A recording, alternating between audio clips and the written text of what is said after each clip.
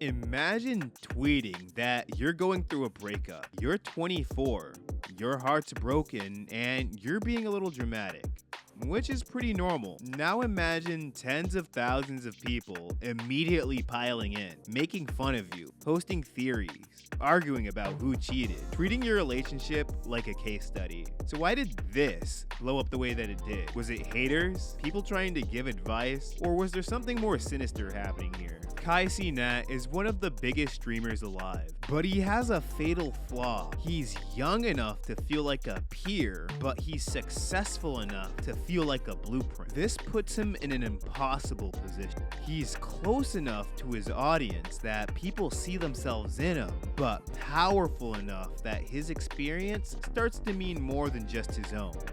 When something bad happens to Kai, it stops being personal and turns into evidence. If this can happen to him, people start saying, what does that mean for the rest of us? That's where this stops being about a breakup. Kai's youth makes it so that his emotional reaction reads as relatable to people his age. But to older audiences, it looks immature. That gap makes him an easy target. His vulnerability becomes something people feel entitled to critique, mock, or explain away. And once you add status and money into the mix, the story gets even uglier. The rumor mill started immediately. Was it NBA Youngboy? One of the biggest rappers in the game. Someone Kai had just collaborated with? Whether true or not didn't matter. The idea was enough. Suddenly, the breakup isn't just a breakup, it's folded into existing narratives about dating, power, and masculinity.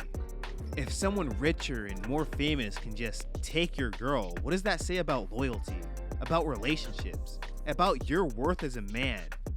Rumors turn into proof.